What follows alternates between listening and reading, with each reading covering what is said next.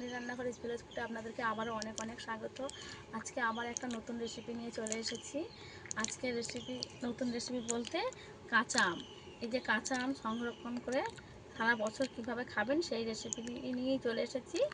তাই আমি এখানে দুটো আম নিয়েছি, একটু বড় বড় সাইজের। এই দুটো আম দিয়েই করে দেখাবো। পুরো ভিডিওটা আপনারা দেখবেন, আশা করছি আপনাদের খুবই ভালো লাগবে। আর কীভাবে বানায় আপনারা স্কিপ না করে দেখবেন, নইলে কিচ্ছু বুঝতে পারবেন না। তাই বলছি, প্রথমেই আমি আমগুলোকে ধুয়ে পরিষ্কার করে নেব। আমার থামে দুটো আম নিয়ে নিয়েছি, ধুয়ে পরিষ্কার করে নেব। টাটকা গাছ থেকে পাড়া আম। এইভাবে আম সরে রাখলে সঙ্গে সঙ্গে আম পেরেই সংরক্ষণ করতে হবে। পরিষ্কার করে ধুয়ে নেবো আম। আমার গায়ে যে ধুলো ময়লা থাকে পরিষ্কার করে নেব একদম। আম দুটো ভালো করে পরিষ্কার করে ধুয়ে নিয়েছি। সুতির কাপড় দিয়ে মুছে নেব আমগুলো ভালো করে, যাতে করে একটুও যেন জল না থাকে। একটা মুছে নিয়েছি, রেখে দেব।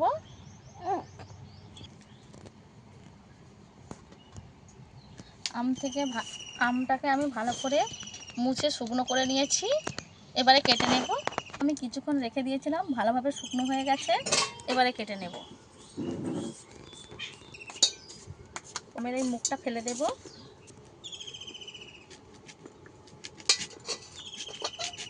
আমার এই আমটার আঠি বসে গেছে, বলো।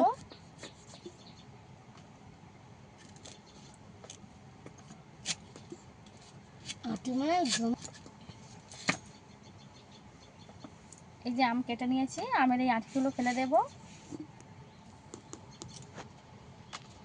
আমি এই আমের খোলা ছাড়িয়ে নেব না, এরকম খোলা সমেতই রেখে দেব সংরক্ষণ করার জন্য।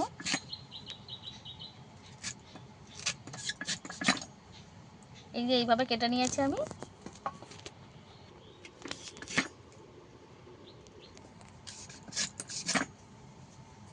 এইরকম মোটা মোটা পিস করে নিয়েছি।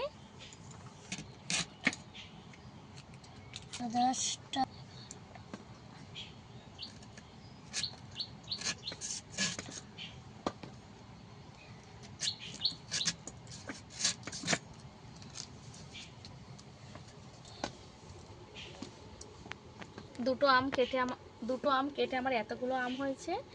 এই আমগুলো হলেই হয়ে যাবে আমার। এখানে আমি কড়া বসিয়ে দিয়েছি। কড়ার মধ্যে কিছুটা পরিমাণে জল নিয়ে নেব। যতটা আমার বয়নে লাগবে অতটাই নেব। যখনই জল গরম কিছুটা হয়ে যাবে, এরকম শোষো আওয়াজ হবে, দিয়ে দেব।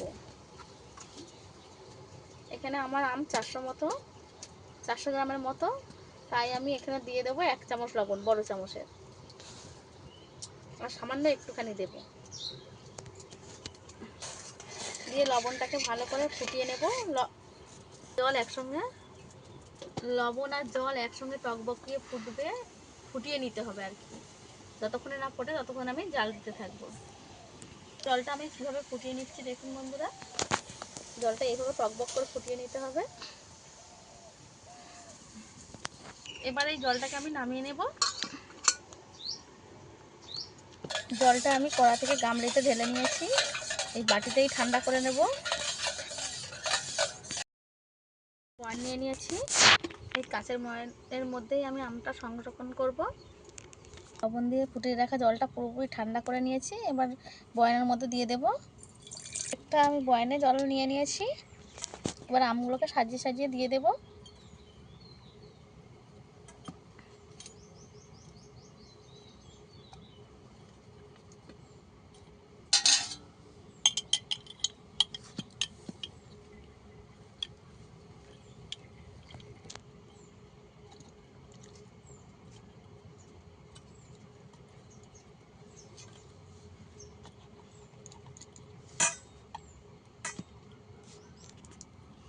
আম ভালো করে বয়ানের মধ্যে ঢুকিয়ে দিয়েছি আমগুলো।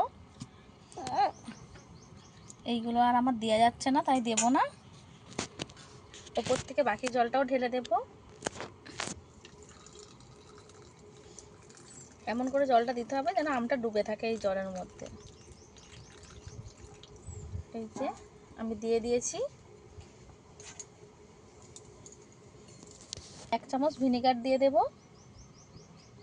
উপর থেকে। ক্যামগুলো আমি সাইড থেকে ঢুকিয়ে দিয়ে দিয়েছি আস্তে আস্তে করে।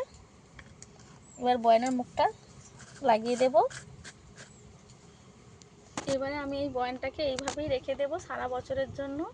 যখন খুশি খাওয়া যাবে এই আমটাকে বের করে, একটু কিচ্ছু হবে না, যেমন আম এখন আছে ওইভাবেই থাকবে, যেরকম কচকচ করে ওইভাবেই আমটা কচকচ করবে।